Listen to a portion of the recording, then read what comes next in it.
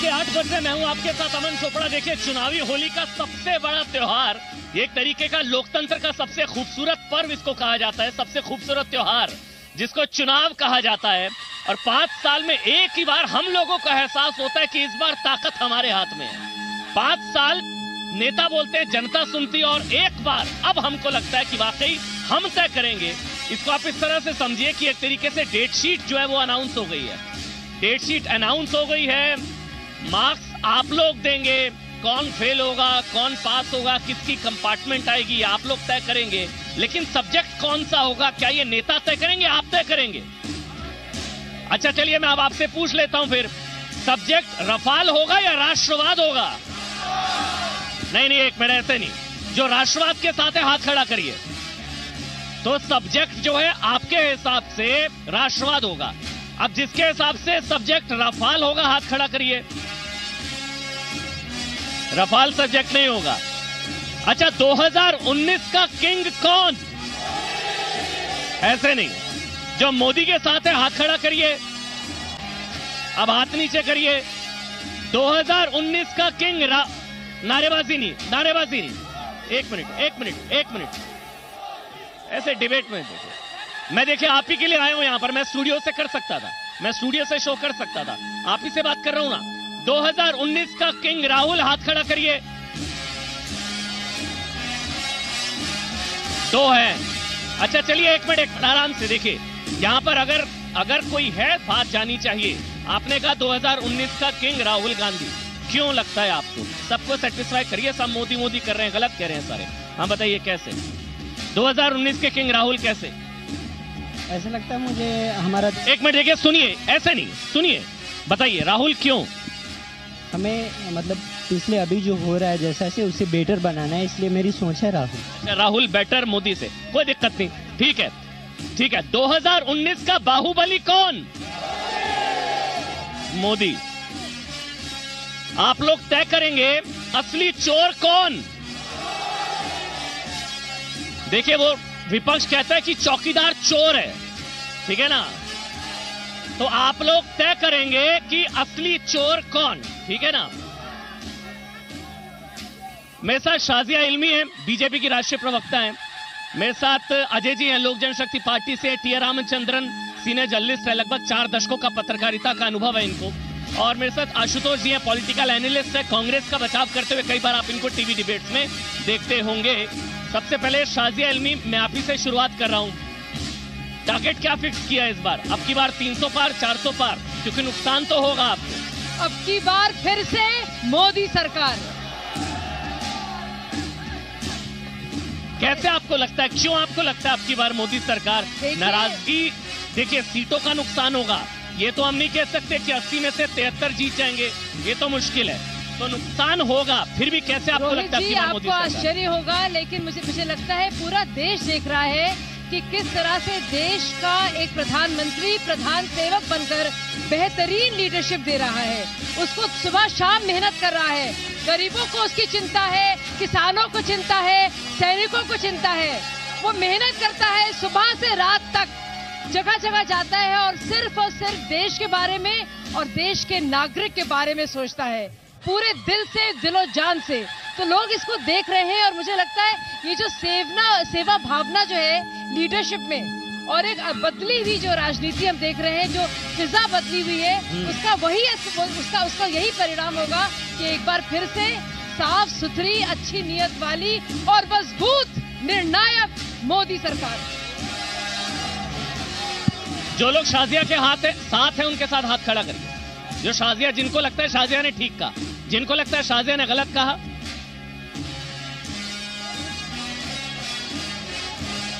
चलिए ठीक है, अब आशुतोष जी की बारी है, जो कांग्रेस पार्टी का बचाव करेंगे। आशुतोष जी, इतनी दयनीय हालत क्यों हो गई है कांग्रेस पार्टी की? एक हाथ नहीं खड़ा हो रहा हो, ये रैंडम ऑडियंस है, ये कोई बीजेपी के नहीं है, ये कोई स्पॉन्सर्ड नहीं है, ये लोग रैंडम है। इंडिया गेट पर देखिए, एक कांग्रेस का हाथ क्यों नहीं खड़ा हो रहा? वहाँ तो मुझे एक लड़का दिखा था, जिससे आपने प्रश्न पूछा था। आप एक से ही खुश हैं। आपने प्रश्न पूछा था।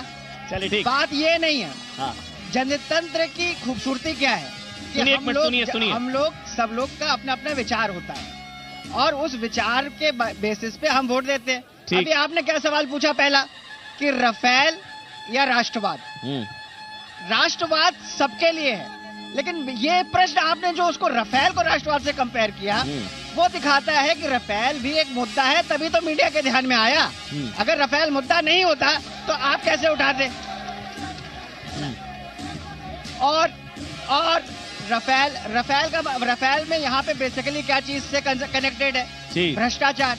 भ्रष्टाचार और राष्ट्रवाद में फर्क कैसे हो सकता है? क्योंकि हर देश प्रेमी ये चाहेगा कि भ्रष्टाचार कम हो। ठीक। और अगर हम लोग याद करें तो जब मोदी जी को पहली बार 2014 में वोट मिला था तो भ्रष्टाचार हटाना आपने बहुत बड़ा सवाल पूछा। मैं इनसे पूछ लेता हूँ, मैं कौन होता हूँ तय करने वाला? क्या इन चुनावों में रफाल कोई मुद्दा है? जो लोग कह रहे हैं नहीं, एक बार हाथ खड़ा करिए। आशुतोष जी, जवाब आपके सामने।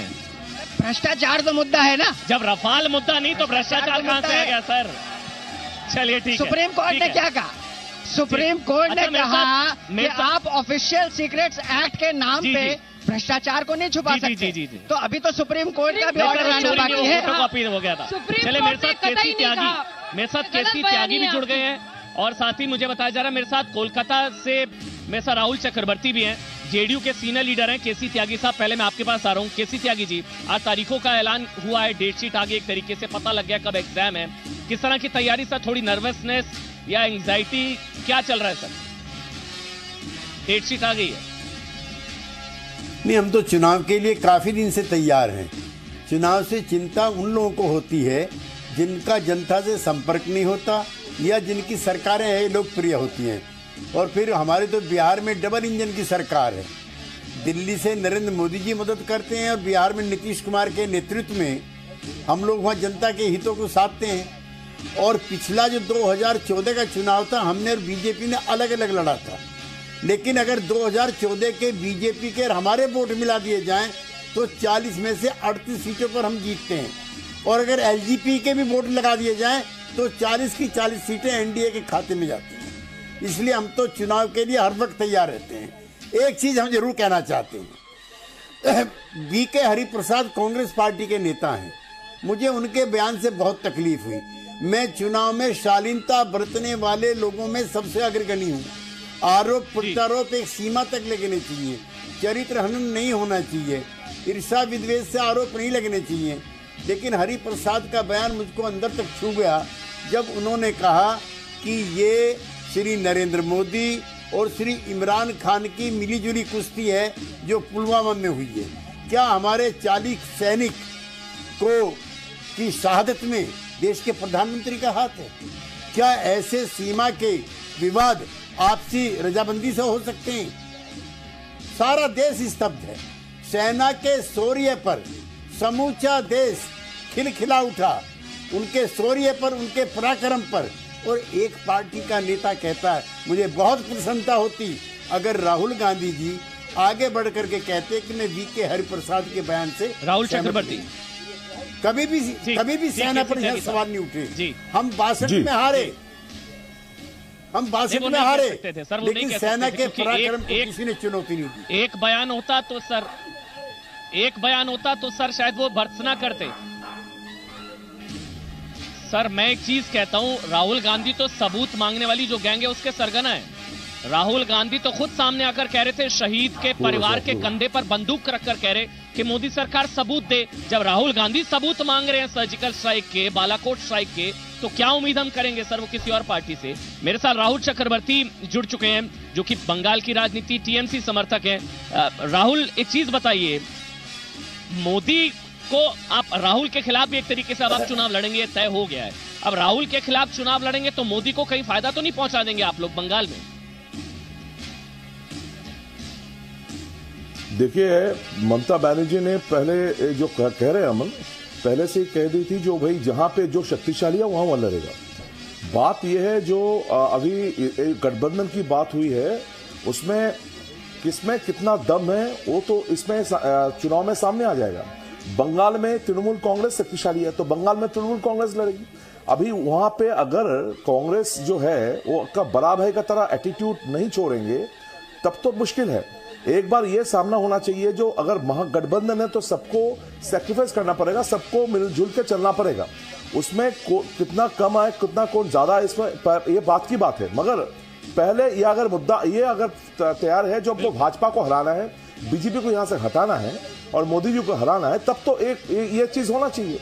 ममता बनर्जी जो फॉर्मूला दी थी पहले, जो जहां पे जितना जिसका पावर है वो उतना लड़ेगी वहां पे। आप लोग मोदी से हिसाब से बंगाल में तृणमूल कांग्रेस जो सियासी रिंग में सारे पहलवानों को साथ क्यों उतरना पड़ रहा है सर? हम लोग का कोई, मैं आपसे ये क्या स्वीकारोक्ति नहीं है? ठीक, टी.आर. रामचंद्रन, ये क्या अपने आप में कन्फेशन नहीं है? बोल दिया अमन जी एक सेकंड। मतलब जैसे क्लास में एक बच्चा टॉप भी कर जाए लेकिन सारे फेल बच्चे होंगे, सारे मार्क्स मिला देंगे, यही होगा ना सर? राहुल जी मैं आ रहा हूँ, एक मिनट राहुल जी मैं आ रहा हूँ आपको, राहुल जी मैं आपके पास आ रहा हूँ। टी.आर. रामचंद्रन देखिए, आखिरकार माइक ऊपर कर लीजिए, माइक ऊपर कर लीजिए जी। आखिरकार चुनाव में लोगों का जो विश होगा वही होगा ना। अगर हम सब मिलके चाहें कि किसी एक को वोट दे के जरूर जिताना है, तो मेरे ख्याल में मैं सवाल आपसे पूछ रहा हूं, क्या फर्क पड़ेगा?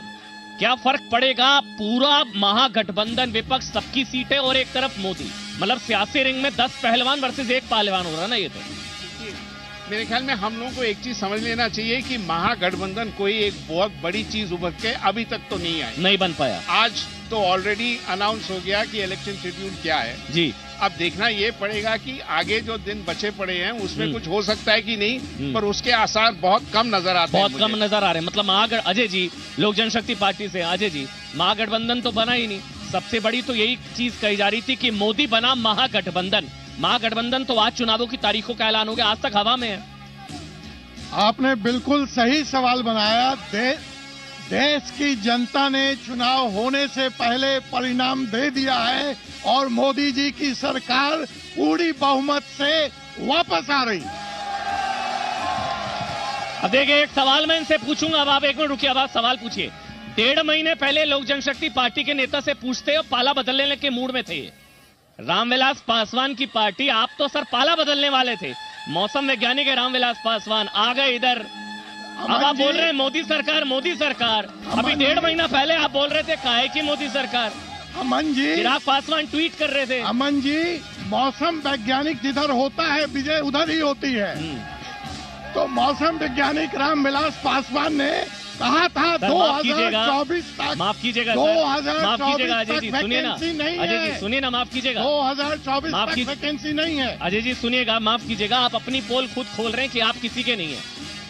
नहीं, बहुत अच्छा मतलब कह रहे हैं 19 में हो गया, 24 में उधर। मौसम वैज्ञानिक देखकर आप, अमन जी मेरी बात, आपने सवाल पूछा है तो जवाब सुनने का धैर्य रखिए। बोलिए सर, बोलिए। रामविलास पासवान इस देश के एकमात्र नेता हैं जो सारी पार्टियों में रहे हैं। शक्ति पार्टी ऐसी पार्टी है जिसने कभी चुनाव जीतने के बाद पाला नहीं बदला है। ठीक, हमने कभी परिणाम के बाद पाला नहीं बदला है। हम जिसके साथ गए हैं उसकी सरकार बनाने का काम। ठीक, अच्छे मौसम वैज्ञानिक तो वो खुद ही हैं। जी, हम वो दलितों की आवाज अच्छा, है, हम वो सवर्णों की आवाज है। मेरे साथ बंगाल की राजनीति की बड़ी चेहरा है रूपा गांगुली, राज्यसभा सांसद है। रूपा गांगुली जी भी मेरे साथ जुड़ चुके हैं पश्चिम बंगाल की सियासत और लोकसभा चुनाव के मद्देनजर बात करने के लिए। रूपा गांगुली जी, किस तरह की तैयारी? चुनाव की तारीखों का ऐलान हो गया मैम। बंगाल में कितनी सियासी जमीन अब बीजेपी तैयार कर चुकी है मैम? देखिए, एक बात तो मैं जरूर आपके दर्शकों को तक कहना चाहूंगी कि एक बहुत बड़ी खबर है हमारे लिए आज के 7 अलग अलग फेज में चुनाव हो रहे हैं और पश्चिम बंगाल में भी ऐसे फेजेस में चुनाव हो रही है। लोगों को इस बार मतदान करने का, शायद कई लाख लोग हैं जिनको पहली बार मतदान करने का मौका मिलेगा और लोग खुशी खुशी वेट कर रहे हैं इसी दिन का। सबसे पहली बात तो देखो, जनता तो मोदी को वोट देंगे, इसमें कोई सवाल नहीं है। हर एक पार्टी अपना अपना दावा करेंगे। हम भी बीजेपी के हैं, हमारा दावा ये है और हमको दिख रहा है। लोग किसी और पार्टी का कुछ और भी दिख सकता है, इसमें कोई गलत नहीं है, वो भी उनका राय है, हो सकता है। लेकिन गठबंधन और जोड़बंधन की जब आप भी बात कर रहे थे, देखिए इसमें एक चीज बहुत साफ हो रहा है कि हम लोगों को ना कंफ्यूज कराने के चक्कर में लगे हुए हैं। क्योंकि पश्चिम बंगाल में टीएमसी कुछ और बोलता है, पश्चिम बंगाल के बाहर आके टीएमसी कुछ और बोलता है। वो वहाँ का सरकार है। अब मुख्यमंत्री वहां सरकार होने के बाद वहां पे कुछ और बोलते हैं। वो अब वहां पे सीपीएम देखिए सबसे बड़ा इतना बड़ा सा सभा क्या, वो उनके लोग जो वहां बैठे थे उनको देख के शक्ल पता चल जाएगा कि वो टीएमसी के द्वारा भरे हुए लोग हैं। इतने लोग तो सीपीएम के है ही नहीं, तो क्योंकि लोग ऐसे मुरझा हुआ बैठे हैं तो आपको दिख के दिख जाएगा। तो ये गठबंधन जोटबंधन लोगों को कंफ्यूज करने की बड़ा भावना है। एक भी वोट गलत जाएगा तो उनके भविष्य के लिए खराब होगा, मेरा ये मानना है। क्योंकि ये तो प्री पोल अलायंस कर नहीं पाएंगे, पोस्ट पोल अलायंस करेंगे नहीं, लेकिन तो अलग अलग हफ्ते में अलग अलग दिन में ये लोग अलग अलग। एक और सवाल आपसे, प्रधानमंत्री बनने का सपना, मैं इंडिया गेट आऊंगा। जी लेकिन आपकी जिम्मेदारी बड़ी है रूपा जी। ये कहा जा रहा है लोकसभा चुनावों में जो यूपी और बिहार में नुकसान होगा उसकी भरपाई बंगाल से होगी, तो बंगाल से भरपाई की जिम्मेदारी आप पर ज्यादा बड़ी है।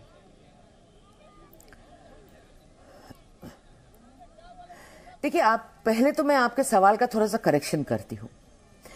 यूपी बिहार से जो कम होने का आप लोग ऐसे शंका प्रकट कर रहे हैं, मुझे नहीं लगता ये होने वाला है, क्योंकि प्रधानमंत्री जी के योजना और जो नीचे तक पहुंचना, इसको हाथ में गिनाते गिनाते लोग परेशान हो रहे हैं।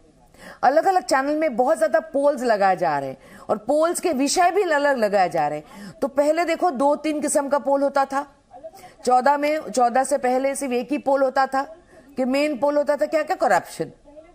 अभी तो ये भी है नीरव मोदी कब आ रहा है, उसका भी लोग वेट कर रहे हैं। तो इस तरह से इतने सारे काम हो चुके हैं, ये बस कुछ ही साल में, जो 20, 25, 50 साल। आप एक चीज मत भूलना भाई साहब, डायरेक्ट बेनिफिट ट्रांसफर एक ऐसा चीज है कि पूरे देश के नेता को नेतागिरी करने से रोक रहा है। कोई नेता नेतागिरी नहीं कर पाएगा। बड़ा मुद्दा क्या होगा? ये सिस्टमेटिक चेंज है, ये सिस्टमेटिक चेंज है। ठीक, बड़ा मुद्दा क्या होगा सर 2019 लोकसभा चुनावों के मद्देनजर? केसी त्यागी जी, कुछ ना कुछ पहुंचा है। कालाधन, बेरोजगारी, जीएसटी, नोटबंदी, रफाल। ठीक, केसी त्यागी, मेरा आपसे सवाल है, बड़ा मुद्दा क्या होगा कि या राष्ट्रवाद सारे मुद्दों को कवर कर बिहार के बारे में जब भी आप चर्चा करें तो बिहार में 40 में से 40 सीटें मिलने वाली हैं। हम तो 2014 में नरेंद्र मोदी जी के साथ नहीं थे, लेकिन हमें 17% वोट मिले थे और हमारी वोट एलजेपी की वोट और बीजेपी की वोट अगर आप मिला दें तो ये 50% से ऊपर जाती हैं। तो आप कह रहे हैं कि बिहार की भरपाई वहां पे महाराष्ट्र में होगी या कहीं और राज्य में होगी, उससे मेरी असहमति है, नंबर 1। नंबर 2, जो विकास है, देश का स्वाभिमान है, देश का अर्थव्यवस्था मजबूत हुई है, वो इसके मुद्दे होंगे। हम लोगों ने पुलवामा नहीं किया, पुलवामा करने वाली ताकतों को हमने मुंह तोड़ जवाब दिया है। इसलिए कांग्रेस पार्टी के जो हमारे मित्रों का आरोप है वो गलत है। और चुनाव के दौरान ही अगर सेना का पराक्रम और शौर्य उछाल मार रहा है, लहरें ले रहा है, तो ये इस देश का बड़ापन है, ये हमारा नहीं है। लिहाजा सेना के शौर्य पर कोई सवाल उठाने की कोई जरूरत नहीं है। कभी हमने 71 का युद्ध हुआ, हमने इंदिरा जी के शौर्य पे, सेना के शौर्य पे कभी सवाल उठाए? कारगिल हुआ। लिहाजा जो देश के अंदर 4-5 सालों में विकास की गंगा बही है, वही हमारा चुनाव का मुद्दा है। मैं एक सवाल और आपसे पूछना चाहता हूं, ऐसी कार्रवाई 26/11 के बाद जब ताज होटल पर हमला हुआ था जिसमें कई सौ लोग मरे थे, उस समय क्यों नहीं हुई? ऐसी ही कार्रवाई, हम पार्लियामेंट के अंदर थे, सारे एमपी हम मारे जाते, लोकसभा पे जब हमला हुआ था उस समय की कार्रवाई तब क्यों नहीं हुई? आज एक स्वाभिमानी सरकार है, आज एक स्वाभिमानी नेतृत्व है, आज सेना का शौर्य पराक्रम है। अगर सेना ने मुंहतोड़ जवाब दिया है तो पाकिस्तान के लोगों को तकलीफ होनी चाहिए, हिंदुस्तान के लोग क्यों तकलीफ में? जी नहीं, तो जिनको यहां तकलीफ हो रही है, मैं आपसे पूछ लेता हूं, जिनको यहां तकलीफ हो रही है उनको आप लोग तकलीफ देंगे क्या वोट में? वोट के जरिए जिनको, जो लोग सबूत मांग रहे हैं, जो सेना के शौर्य पर सवाल उठा रहे हैं, जो सेना से सवाल पूछ रहे हैं, उनको जवाब देंगे क्या आप लोग 19 में? देंगे जवाब? सबसे फर्स्ट थिंकिंग ये है कि हमारा राष्ट्र ही सबसे बड़ा होना चाहिए। और मैं ये कहते हैं विपक्ष कहता है कि विकास नहीं हुआ, मैं ऐसी जगह से आ रखा हूँ 2014 से पहले मेरे गांव में रोड नहीं थी, लाइट नहीं थी। मैं उत्तराखंड से आ रखा हूँ, उत्तराखंड के चमोली जिले के बुराण गांव में। आप गूगल करके देख सकते हैं बुराण गांव पहले 2014 से पहले क्या था, अब क्या है। अब वहां पे लाइट है, रोड है, और मैं देश से कहना चाहता हूँ विकास हुआ है। और एक सवाल, मोदी जी से मुझे एक सवाल है, आसिफा के कातिल कहाँ है, नजीब कहाँ है, मुझे सिर्फ इतना पता चल जाए, मैं मोदी जी को वोट दूं। ठीक है, 3 बात कहना चाहता हूँ, जल्दी जल्दी। मेरे मोदी चचा आपने क्या किया, ऐसा भारत चलाया मजा आ गया। नोटबंदी किया, जीएसटी लागू किया, काला धन भी न लाया, मजा आ गया। मेरे मोदी चचा आपने क्या किया, ऐसा भारत चलाया मजा आ गया। मजा आया, वो कह रहे हैं भारत जैसा चलाया मजा आया। मजा आया क्या? जल्दी जल्दी बैठे रहिए। हमें आग मारने वाला प्रधानमंत्री नहीं चाहिए, हमें चाहिए घर में घुस के मारने वाला। सब लोग कह रहे हैं, राहुल गांधी जो है पूछते हैं कि आपने क्या किया। वो खुद मम्मी से भी अपनी से पूछते हैं कि मैं अपने नाम के आगे नेहरू जी लगाऊं या गांधी लगाऊं या खान लगाऊं। और सबूत है ना, सबूत। चोर मांगते हैं, चोर। मोदी जिंदाबाद, 400 प्लस आएंगे, 400। जय मोदी, मोदी मोदी। अच्छा चलिए ठीक। हाँ। राहुल गांधी राफेल करते हैं, वो राफेल नहीं, वो कहते हैं राहुल फेल। हाँ जी, देखिए मैं इसलिए आपके बीच में आया था क्योंकि हम लोग जितनी मर्जी चर्चा कर ले, जनता के दिल में क्या है आप ही बता सकते हैं। राहुल जी से हम ये पूछना चाहते हैं, राहुल जी को वोट क्यों दे। राहुल जी से हम ये पूछना चाहते हैं, राहुल जी को हम वोट क्यों दे, किस बेस पे दे, वो हमारे लिए करेंगे क्या। आशुतोष जी बताइए, जवाब दीजिए कि जनता पूछ रही है कि हम राहुल के लिए वोट क्यों दे। आशुतोष जी बताएंगे, ध्यान से सुनिएगा। देखिए, पहली बात तो मैं कांग्रेस का स्पोक्स पर्सन नहीं हूं, लेकिन जो मेरी समझ है उससे नहीं, आप कांग्रेस के विरोधी हैं, मुझे नहीं पता था सर। मैं केवल भिन्न मत रखने वाला हूं और ये जनतंत्र है। जी मतलब सर आप राहुल के पक्ष में, राहुल के खिलाफ हैं। हम लोग जो बात कर रहे हैं अभी, एक मिनट सर, आप राहुल के साथ हैं, राहुल के खिलाफ? भारत के साथ है जी, भारत के साथ है। तो राहुल भारत का भला करेगा उसको वोट देंगे। चलिए ठीक है, भारत को वोट देगा, भारत का भला करेगा उसको वोट देंगे। तो अभी आप बात कर रहे थे त्यागी जी से जी, और ये बिहार की बात कर रहे थे। रवि मेरे से जुड़ के मैं आ रहा हूं। रवि 30 सेकंड। यहाँ सब लोग जो बैठे हैं उनको एक बड़ी इंटरेस्टिंग बात बताना चाहता हूँ कि अभी जो इतने 157 जो है मोदी जी ने फटाफट खोला है और प्रोजेक्ट्स खोले हैं, ओपन किए हैं। अभी वो कहते थे कि हम जिस चीज का फाउंडेशन स्टोन रखते हैं उसका उद्घाटन भी करते हैं। इस बार उन्होंने क्या किया कि अक्टूबर 2017 में बिहार में एक स्वेज प्लांट का फाउंडेशन स्टोन रख के आए थे और अभी गए फिर से उसी का फिर से फाउंडेशन स्टोन रख के चले आए।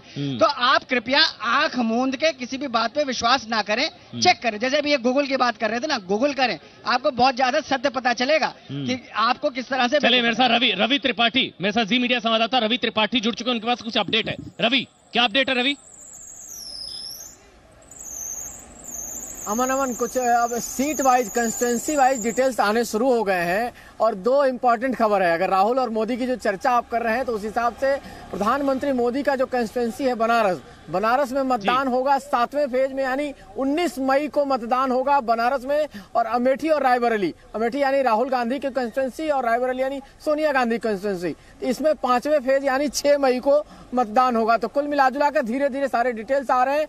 5वें फेज में राहुल गांधी का मतदान होगा, जो अमेठी में और रायबरेली में मतदान होगा, और 7वें फेज में यानी आखिरी फेज में जाकर बनारस में मतदान होगा। ये डिटेलिंग एक एक करके आना शुरू हो गया और सब देखिए मैदान सज चुका है अब। और सबसे बड़ी चुनौती राहुल गांधी के लिए है कि कैसे अपनी पार्टी को विपक्ष का दर्जा दिला पाए, और नरेंद्र मोदी के लिए बड़ी चुनौती इस बार चुनाव में होगा कि कैसे 282 का आंकड़ा जो पिछली बार था, जो 30 साल का उन्होंने रिकॉर्ड तोड़ा था 1984 के बाद, कैसे उसको सस्टेन रख पाए। और मायावती के लिए भी चुनौती है क्योंकि मायावती को 0 से आगे बढ़ना है। मायावती की पार्टी को पिछले चुनाव में 0 मार्क्स मिले थे, क्या 0 से आगे मार्क्स ला पाती है या नहीं, ये तमाम चीजें हैं।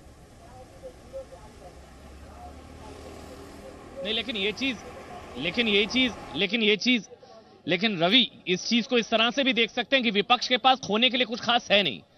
तो जिसके पास नथिंग टू लूज होता है वो शायद बेनिफिट कर सकता है। बीजेपी के पास खोने के लिए बहुत कुछ है, 80 में से 73 है, 40 में बेहतरीन प्रदर्शन रहा। ओवरऑल विपक्ष के पास बीएसपी 0 है, अब क्या खोएंगी, कुछ नहीं, कुछ तो फायदा होगा ही। They have nothing to lose. मेरे साथ विशाल कालरा जी मीडिया जो मेरे सहयोगी हैं वो भी जुड़ गए, कुछ और खबरें उनके पास अपडेट है, बड़ी खबरें जो आज चुनाव की तारीखों का ऐलान हुआ है उससे जुड़ी। विशाल, ओवर टू यू। बिल्कुल जी हाँ, सबसे बड़े चुनाव की सबसे बड़ी कवरेज जारी है। तो जरा आपको बता देते हैं देश के जो सबसे बड़े राज्य हैं, जहां पर सबसे ज्यादा लोकसभा की सीटें हैं, वहां पर चुनाव किन किन तारीखों को होने वाले हैं, कब कब आपको वोट डालने के लिए जाना है। अगर आप इन राज्यों में रहते हैं तो जल्दी से आपको बता देते हैं, और कौन से वो राज्य हैं, कौन सी वो तारीखें हैं जब आप वोट डालेंगे। सबसे पहले बात उत्तर प्रदेश की, तो देखिए पहला चरण 11 अप्रैल को 8 सीटों पर वहां पर वोटिंग होगी। दूसरे चरण में 18 अप्रैल को 8 सीटों पर, तीसरा चरण 23 अप्रैल को वहां 10 सीटों पर, चौथे चरण में 29 अप्रैल को 13 सीटों पर वोट डाले जाएंगे। पांचवें चरण 6 मई में 14 सीटों पर वोट डाले जाएंगे उत्तर प्रदेश में। छठा चरण यानी कि 12 मई को 14 सीटें, और सातवां चरण यानी कि 19 मई को 13 सीटों पर वोट डाले जाएंगे। इस तरह से सातों चरणों में उत्तर प्रदेश में वोटिंग होने वाली है। उसके बाद बात कर लेते हैं बिहार की। 40 लोकसभा सीटें यहां पर है। यहां 11 अप्रैल को 4 सीटों पर वोट डाले जाएंगे। इसके बाद 18 को 5 सीटों पर, 23 अप्रैल को फिर 5 सीटों पर, 29 अप्रैल को 5 सीटें। ऐसे ही आगे बढ़ते जाइए, 6 मई को 5 सीटें, 12 मई को आएंगे 8 सीटें, और फिर 19 मई को 8 सीटें। इस तरीके से बिहार की 40 सीटों पर इन तारीखों को आपको वोट डालना है।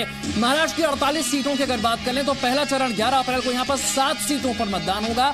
दूसरा चरण 18 अप्रैल को यहां पर 10 सीटों पर वोटिंग होगी। तीसरा चरण 23 अप्रैल यानी कि 14 सीटें, और चौथा चरण 29 अप्रैल यहां 17 सीटों पर वोट डाले जाएंगे। तो इन राज्यों में अगर आप रहते हैं तो ये तारीखें नोट कर लीजिए। वैसे ही पश्चिम बंगाल, 42 सीटों वाला पश्चिम बंगाल, 11 अप्रैल को 2 सीटें, 18 अप्रैल को 3 सीटों पर वोटिंग। इसके बाद अगले चरण की बात करें तो फिर 5 सीटें, 29 अप्रैल को आती हैं 8 सीटें, 6 मई यानी कि 5वां चरण फिर 7 सीटें, छठा चरण 12 मई 8 सीटों पर वोटिंग, और 7वां चरण 19 मई यहां पर 9 सीटों पर वोटिंग होगी। इस तरीके से पश्चिम बंगाल में होने वाली है वोटिंग। तो ये वो 4 बड़े राज्य, 4 सबसे ज्यादा लोकसभा सीटों वाले राज्य जहां पर वोटिंग होगी।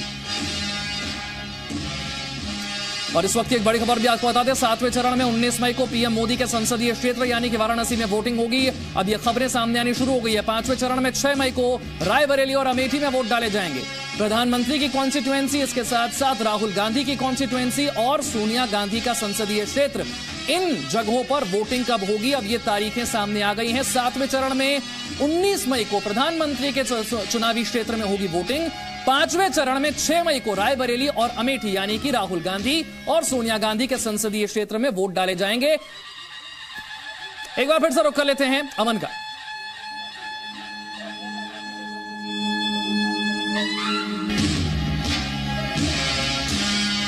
बहुत बहुत शुक्रिया विशाल, ये तमाम अपडेट के लिए, समझाने के लिए किन किन राज्यों में कब कब वोट पड़ेंगे 7 चरणों में। लेकिन एक तारीख जो आप सबको याद रखनी है वो है 23 मई। 23 मई को पता लग जाएगा देश में किसकी सरकार, अब की बार किसकी सरकार, अब की बार किसकी सरकार।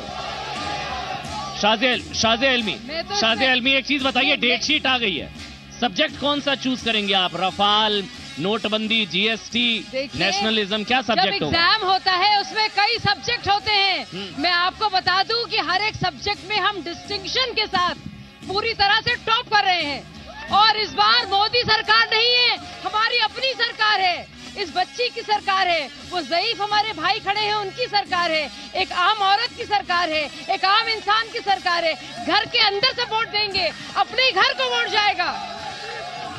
मोदी जी को वोट देने का मतलब है अपने अपने घर में बूढ़े वालिदैन को वोट देना, अपनी पत्नी का ख्याल रखना, अपनी बच्चों का बेहतर भविष्य के लिए वोट देना। तो अब मोदी जी की सरकार यानी कि अपनी खुद की सरकार, घर की सरकार, जन जन की सरकार। ठीक है अजय जी, इसलिए आप यहीं सस्टेन करें।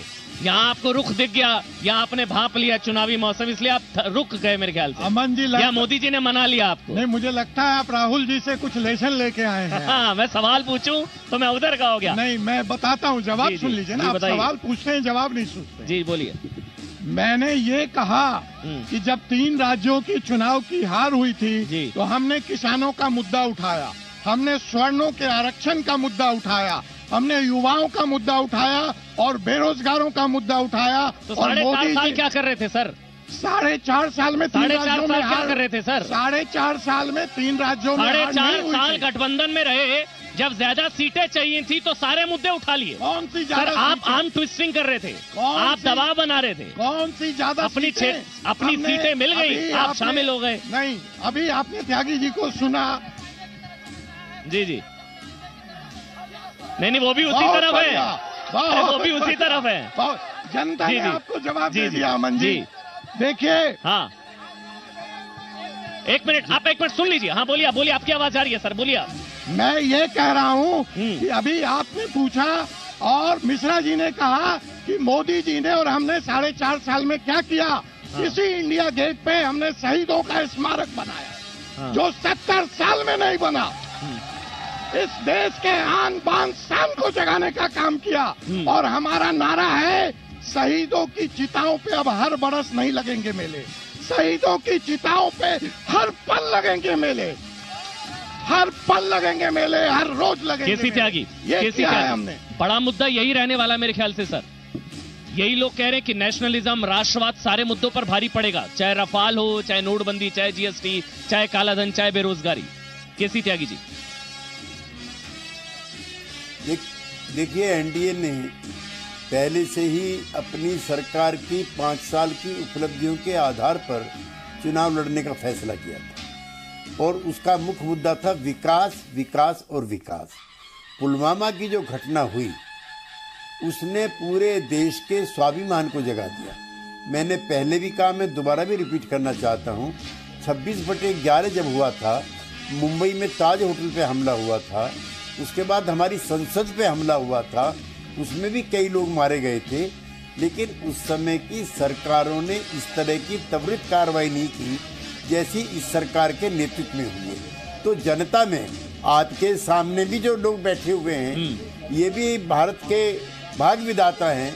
आप इनसे भी पूछिए कि पहली सरकार में, इस सरकार में राष्ट्रीय सुरक्षा को लेकर के क्या फर्क है। प्रधानमंत्री तब भी थे, मेजोरिटी की सरकार तब भी थी, और अब पूरे हिंदुस्तान में नहीं, साउथ एशिया में नहीं, पूरी दुनिया के अंदर जो मुस्लिम कंट्रीज हैं उनकी एक कमेटी बनी हुई है ओपेक, वहां पर भी पाकिस्तान के हौसले की निंदा की गई है। भारत की विदेश नीति की इससे ज्यादा विजय कुछ हो नहीं सकती सर। इसका लिहाजा पुलवामा के शहीदों के अपमान का बदला हमने लिया है, तो देश में अपने आप ही चुनाव का मुद्दा जनता ने बना दिया, हमने नहीं बनाया। जनता ही सवाल पूछ रही है, जनता ही जवाब दे रही है। मैं इसका ये मतलब निकाल रहा हूं कि सरकार को बदलना राष्ट्रीय सुरक्षा के साथ खिलवाड़ है ना। आपकी बातों से मुझे ये लग रहा है कि आप ये बोल रहे हैं कि अगर सरकार बदली तो देश हित से समझौता होगा, राष्ट्रीय सुरक्षा से खिलवाड़ होगा। इस तरह का जवाब मुंह तोड़ पाकिस्तान को पहली बार दिया गया, 26/11 के बाद नहीं दिया गया। क्या ऐसा है? क्या ऐसा? एक मिनट पीछे, आराम से, गुस्सा नहीं। हाँ बैठिए, हाँ बताइए। एग्जैक्टली यही मुद्दा है। अभी उन्होंने कहा कि नेशनल वॉर मेमोरियल जो बना है, इस देश को 70 इयर्स लग जाते हैं अपने शहीदों को एक प्लेस देने के लिए। ये कितना निंदनीय और शर्म की बात है। हमारे छोटे कंट्रीज हैं, श्रीलंका, बांग्लादेश, अफगानिस्तान, ये जितने भी कंट्रीज हैं, डेवलप्ड हो, अनडेवलप्ड हो, लेकिन वहां पे स्मारक है। मतलब एक चीज है, परिवार मेमोरियल बने, वॉर मेमोरियल नहीं था, सारे परिवार थे। हाँ आराम से। हाँ मैं आज कांग्रेस की बात करता हूँ। कांग्रेस धर्म के नाम पे राजनीति करती है, जाति के नाम पे राजनीति करती है। सबसे पहले एक मिनट, मैं आज पूरे देश के सामने हूँ। सबसे पहले उन्होंने धर्म को बांटा, हिंदू मुस्लिम, उसके बाद हिंदुओं को बांटा आरक्षण के नाम पे। ऐसी पार्टी को मैं चाहता हूँ आतंकवादियों के साथ। चलिए ठीक है, एक मिनट सुनिए, एक मिनट, एक बुजुर्ग आदमी है, सुनिए आराम से। हाँ जी। मैं पुणे से आया हूँ। सुनिए एक मिनट, पुणे से आए हैं? पुणे से आया हूँ। मेरा बीजेपी सवाल है कि उनकी आर्थिक नीति क्या है और देश की सुरक्षा के बारे में क्या उनका है। बीजेपी से एक प्रश्न देख ही रहे हैं सब लोग, और जो सुरक्षा को लेकर नीति है सब देख ही रहे हैं। चलिए ठीक, जल्दी। मेरा शाजिया इल्मी से सवाल है, आप दिल्ली में आए, आपने दिल्ली वालों के लिए क्या किया है? आप जवाब दें। दिल्ली वालों के लिए क्या किया? केजरीवाल। चलिए ठीक। ठीक ठाक। केजरीवाल की पार्टी में नहीं हूँ। बंद करो ये हिंदू मुस्लिम के झगड़े, बंद करो ये हिंदू मुस्लिम के झगड़े, प्यार का फिर माहौल बना दो भारत में, बलात्कार को जड़ से मिटाना चाहो तो फांसी का फंदा लगा दो दुश्मनों को। कौन है दुश्मन? सियासी दुश्मन कौन है आपका? हमारा सियासी दुश्मन वो है जो गलत निगाह से हमारी बहन को, हमारे सबको देखते हैं, उनको इस देश में नहीं रहना चाहिए, उनको फांसी का। चले ठीक है। हाँ। अमन जी, महाभारत का संग बच चुका है युद्ध का, और इस महाभारत में धर्म और अधर्म की लड़ाई है, और मोदी जी ने धर्म की लड़ाई लड़ी है, विजय मोदी सरकार की होगी। चले ठीक है। आशुतोष जी, अगर ये धर्म और अधर्म की लड़ाई है तो ये सारे लोग आपको अधर्म की तरफ क्यों खड़ा कर रहे हैं? नहीं देखिए, हाँ बोलिए ना आशुतोष जी। धर्म और अधर्म की लड़ाई कैसे है, ये तो उनका नजरिया है, पहली बात जी। दूसरी बात, अगर हम लोग जो है अपना हिंदू, मेरा एक सवाल आपसे अभी है, जो भी यहाँ पे सनातन धर्म को मानता है वो जानता है कि 33 करोड़ देवी देवता होते हैं, हर आदमी अपने भगवान की पूजा करता है। इसका मतलब ये नहीं कि अगर आप किसी एक विचारधारा के हैं को तिलक से डर लगता है, कांग्रेस के नेताओं को तिलक से डर लगता है, आप सनातन धर्म की दुहाई दे रहे हैं सर। तिलक से नहीं डर लगता, के नेता को वो जो बीजेपी वाले तिलक होते हैं ना, येदुरप्पा, सुना था ना येदुरप्पा, ये बहस हम लोग कर चुके हैं। वही मैं कह रहा हूँ, येदुरप्पा थे, उनकी तरफ था, भगवान राम लगाते थे तिलक है, उनके मुंह में राम होता है लेकिन बगल में छुरी होता है, ये वैसे नेताओं से डरते हैं जी। चले ठीक है। अजय जी। आलोक जी के सवाल का मैं जवाब दे दूं कि हम आह भी भरते हैं तो हो जाते हैं बदनाम, और वो कत्ल भी करते हैं तो चर्चा नहीं होती। अच्छा, कौन सी पार्टी इस परीक्षा के लिए कितनी तैयार है, विशाल बता रहे हैं, उसके बाद मैं आपके पास आऊंगा। पहले विशाल। बिल्कुल अमन, यहाँ पर बड़े बड़े नेता इस बार चुनाव में ताल ठोक रहे हैं, तो कौन सा नेता कितना तैयार है, आइए आपको जरा ये भी बता देते हैं। चलिए सबसे पहले बात करेंगे प्रधानमंत्री नरेंद्र मोदी की परीक्षा में जाने से पहले, यानी कि चुनाव में जाने से पहले कितने वो तैयार हैं। सवाल है कि अब की बार फिर से क्या बन पाएगी मोदी सरकार, चुनौती क्या है। मोदी विरोध के नाम पर इस बार पूरा का पूरा विपक्ष एकजुट हो गया है, ऐसा लग रहा है कि मोदी को हटाना ही विपक्ष का लक्ष्य है। और दूसरे बड़े नेता की बात करें, राहुल गांधी की बात करते हैं, कांग्रेस पार्टी के अध्यक्ष है। सवाल यह है कि कद बढ़ाने में कांग्रेस पार्टी का क्या कामयाब हो पाएंगे, चुनौती क्या है। नहीं जीते तो राहुल गांधी के नेतृत्व पर सवाल खड़ा हो जाएगा। ये पहला मौका है, अध्यक्ष के तौर पर लोकसभा चुनाव में वो जा रहे हैं। सोनिया गांधी की बात कर लें, सवाल है कांग्रेस की साथ बढ़ेगी या घटेगी, चुनौती क्या है इनके सामने। गठबंधन में अहमियत नहीं मिल रही कांग्रेस पार्टी को, कांग्रेस पार्टी को कोई अपना लीडर मानने के लिए तैयार नहीं है इस गठबंधन में। अमित शाह के सामने क्या चुनौती है, भारतीय जनता पार्टी के अध्यक्ष हैं, बीजेपी को एक बार फिर से क्या सत्ता वो दिला पाएंगे, चुनौती क्या है। विरोधियों की एकता पहले से अब कहीं ज्यादा है, तो ऐसे में लड़ाई बड़ी लड़नी होगी। प्रियंका गांधी की बात कर लेते हैं, कांग्रेस पार्टी की महासचिव हैं, कांग्रेस की सीटें क्या वो बढ़ा पाएंगी, उन पर बड़ा दारोमदार है। चुनौती ये है कि बड़ी देर से चुनावी राजनीति में उनकी एंट्री हुई है, ऐसे में समय उनके पास बहुत कम है, इतने कम समय में कैसे वो करिश्मा कर पाएंगी। अगला नाम है योगी आदित्यनाथ का, उत्तर प्रदेश के मुख्यमंत्री हैं। यूपी में भारतीय जनता पार्टी की कामयाबी को क्या वो दोहरा पाएंगे, चुनौती क्या है। चुनौती है मायावती और अखिलेश, बुआ बबुआ इस बार साथ में आ गए हैं, ऐसे में अगर दोनों का वोट परसेंटेज जोड़ दिया जाए तो बीजेपी के लिए चुनौती बहुत कड़ी होगी। अगला नाम है बीएसपी अध्यक्ष मायावती का, प्रदर्शन क्या पहले के मुकाबले सुधरेगा। पिछली बार का प्रदर्शन था 0, वोट परसेंटेज तो अच्छा खासा था लेकिन सीटें मिली थी 0। चुनौती यह है कि गठबंधन इस बार भी आधा अधूरा है, ऐसे में आधे अधूरे गठबंधन से पूरा परिणाम कैसे ला पाएंगी बीएसपी अध्यक्ष मायावती। और अगला नाम है अखिलेश यादव का, समाजवादी पार्टी के अध्यक्ष हैं। यूपी में क्या ताकत इनकी बढ़ पाएगी, चुनौती यह है कि त्रिकोणीय मुकाबला है और खुद भी जानते हैं कि पिछली बार जितनी ताकत रही नहीं, इसीलिए मायावती के साथ हाथ मिलाना इन्होंने कबूल कर लिया है। लेकिन जिस तरह के बयान आ रहे हैं महागठबंधन के नेताओं की तरफ से, ऐसे में साफ तौर पर कहा नहीं जा सकता कि एक साथ खड़े भी हैं या नहीं खड़े हैं। और इन सबको एक साथ लाने के काम में एक और नेता जुटी हुई है, वो है ममता बनर्जी, पश्चिम बंगाल की मुख्यमंत्री हैं। मोदी को रोकने के लिए सबसे आगे अगर कोई चेहरा नजर आता है तो वो ममता बनर्जी का ही नजर आता है। चुनौती क्या है, जिन नेताओं को एक साथ स्टेज पर लेकर आती हैं वो महागठबंधन मजबूत नजर नहीं आता है, वो नेता एक सुर में बोलते हुए नजर नहीं आते हैं। अमन नहीं, महागठबंधन का कोई नेता नहीं है। रूपा गांगुली, उसके बाद शाजिया मैं आपके पास आ रहा हूं, 30 सेकंड और। रूपा गांगुली महागठबंधन का नेता नहीं, इसलिए मोदी को फायदा। अगर ये कहा जा रहा है तो 2004 में भी ये इसी तरह का चुनाव था, तब वाजपेयी जी थे, तब भी अपोजिशन था, तब भी अपोजिशन के पास कोई लीडर नहीं था, तब इंडिया शाइनिंग था, लेकिन उसके बावजूद अपोजिशन जीता था, तब भी कोई नेता नहीं था और आज भी कोई नेता नहीं है। तो बार बार विपक्ष इस इतिहास को भी याद दिलाता है। रूपा गांगुली जी। नहीं, मैं आप लोगों को थोड़ा सा, मैं सुन रही थी, थोड़ा सा सोच को क्लियर करना चाहती हूँ। एक तो जिस जीएसटी को और जिस नोटबंदी को कुछ सालों तक, मतलब 2 साल पहले, 1 साल पहले भी आप लोग सब बोल रहे थे कि ये कांग्रेस के लिए बड़ा मुद्दा बनेगा। ये मुद्दा इसलिए नहीं बन नहीं पाया उन लोगों के लिए कि वो शुरू में जो डिफिकल्टी थी वो खत्म हो चुकी। लोगों को दिख गया है कि नोटबंदी का फायदा कितना हुआ है। आधार लेकर जो झंझट हुआ, लोगों को दिख गया है कि सालाना 17,000 करोड़ सिर्फ राशन कार्ड से बचत हो रही है देश को, सरकार को। ये सब लोगों को दिख गया है। जीएसटी में इतने सारे मीटिंग हो चुके हैं जीएसटी काउंसिल के, और उसमें से कितने फायदा हुए, कितने घटते हुए दाम दिखते गए, वो सब दिख गया लोगों को। तो ये अभी कुछ है ही नहीं लोगों के पास। दूसरी बात है कि नेता नहीं है बोल के प्रधानमंत्री है नरेंद्र मोदी, ऐसा सोचने का गलती मत करिए। जोटबंधन या गठबंधन, जो भी बंधन की आप लोग बात कर रहे हैं, उनमें सबसे पहले राहुल जी का नाम आ रहा है।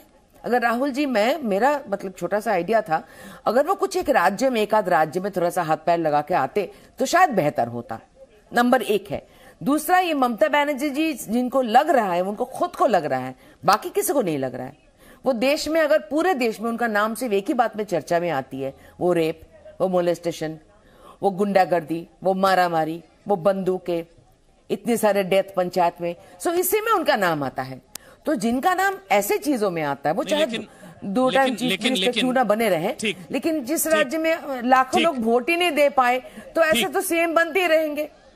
अभी इस बार मैं आज के दिन स्पेशल नहीं, लेकिन आप भी चाहती हैं कि सेलिब्रेशन आप कंप्लीट करिए, पीपल ऑफ वेस्ट बंगाल। हाँ, मैंने बोली। रूपा जी सही कह रही हैं, अमन जी। नहीं, ठीक है शाजिया, ये जमहूरियत का जश्न रूपा गांगुली कह रही है, आप चाहती हैं लड़ाई मोदी वर्सेस राहुल हो, क्योंकि अगर मोदी वर्सेस राहुल होगी तो एज मोदी को होगी। वो चाह रहे हैं मोदी वर्सेस राहुल ना लड़ाई हो, ये फेस कोई ना सामने प्रोजेक्ट किया जाए। आप क्यों 2 व्यक्तियों के बीच का चुनाव इसको बनाना चाह रही हैं? देखिए, हम कह रहे हैं Modi versus all, Modi versus confusion, Modi versus महामिलावट बंधन, मोदी वर्सेस महाठग बंधन, मोदी वर्सेस महागठबंधन, नहीं महाठग बंधन। तो आप जो भी नाम ले लिए, तो मैं ये कह रही हूँ, मैं आपसे एक और चीज कह रही हूँ, मैं तथ्यों की बात करती हूँ। लेकिन चुनाव व्यक्ति विशेष पप्पी छप्पी ली, 2 व्यक्ति रिंगा रोजेस गाया। नहीं, सुनिए, मैं जरूरी बात कह रही हूँ। आप देखिए, यहाँ पर मैं आपसे पूछ रहा हूँ, 2014 में ब्रांड मोदी लहर थी, 80 में से 73 पूरे देश में प्रचंड बहुमत और इतिहास रच दिया गया। मेरा सवाल अब ये है कि क्या 2014 वाली उसी तरह की लहर क्या अभी भी है? नंबर 1। नंबर 2, आप क्या ब्रांड मोदी पर चुनाव लड़ेंगे?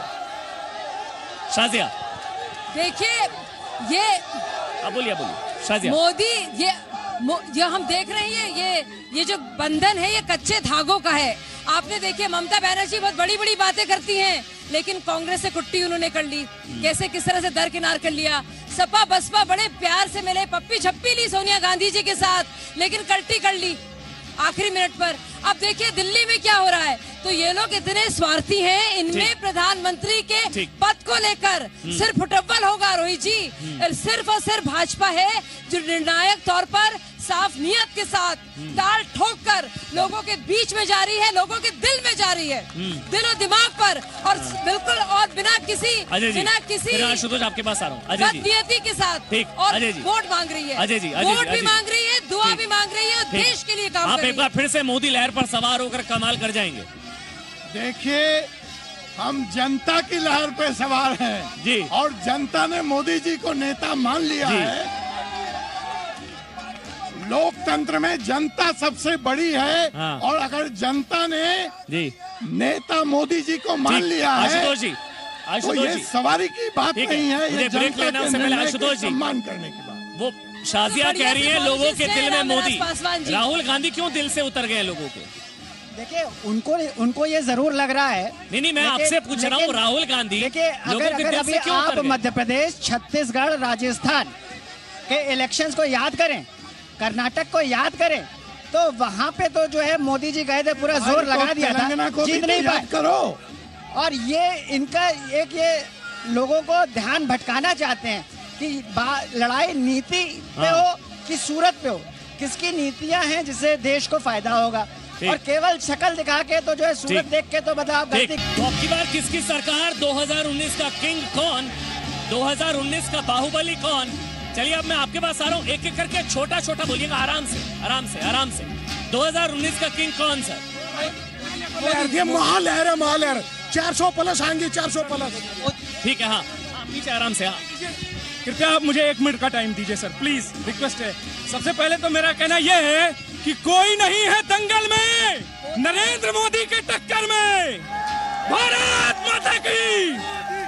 और ये जो 2 कौड़ी का मुल्क है ना पाकिस्तान, जो परमाणु हमले की धमकी दे रहा है, उसको नहीं पता है कि ये पाक तेरा। ठीक है जी, बहुत बहुत शुक्रिया सर।